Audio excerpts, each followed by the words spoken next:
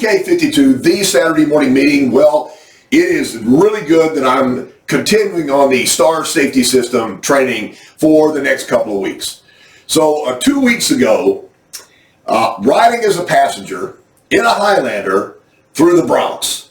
That is in the middle of the day, right at rush hour. I got to be honest with you, that is some treacherous driving. Not only is everybody trying to go in one spot, I mean, there's all cars are trying to go to one area. It's almost like a race on a racetrack. Then these guys are flying on these scooters and bicycles, delivering pizzas. And I got to be honest with you, it is good to have some technology in a Toyota when you're driving in the Bronx. So made it through that. Last week we talked about ABS, and we also talked about traction control.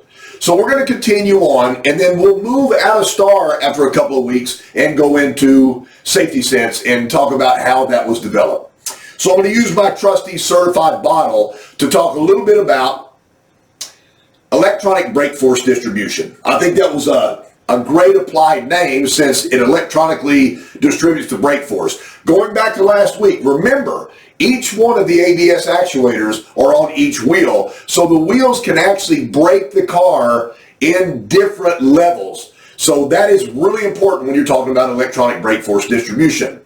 So as the car's driving down the road and you apply brakes, this is the front of the car, you're driving this way, the front of the car is going to go down. So every time you apply the brakes or lift from the accelerator, the car goes down. The load starts going to the front two wheels. Most of the vehicles that we've sold in the past are front wheel drive, and so the drive wheels and the weight of the engine are in the front of the car. So as the weight transfers to the front, electronic brake force distribution will transfer more braking prowess to the front two wheels because those wheels have the biggest tire footprint and the biggest load.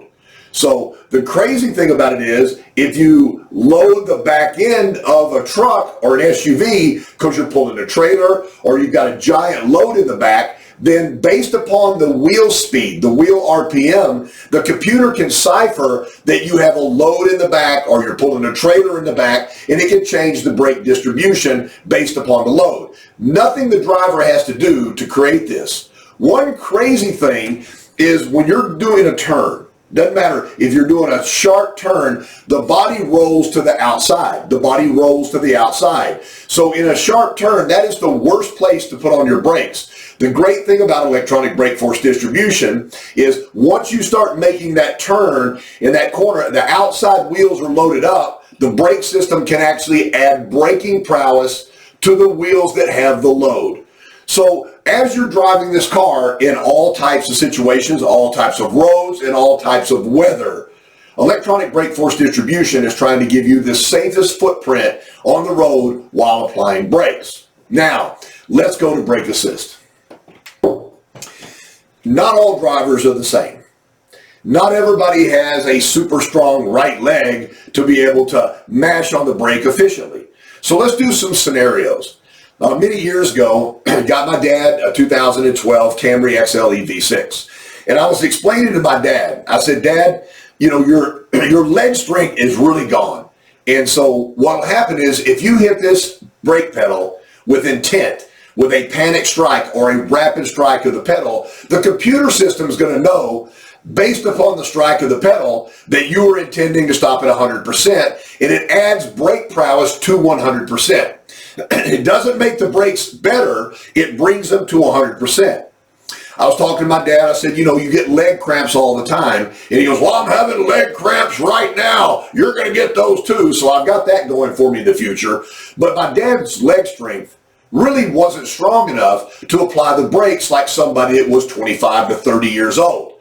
But the technology built into the electronic brake force distribution and that brake assist allowed him to strike that brake pedal with intent and get 100% braking efficiency. Let's talk another scenario. Last night, for some reason, you went out and played in a pickup basketball game.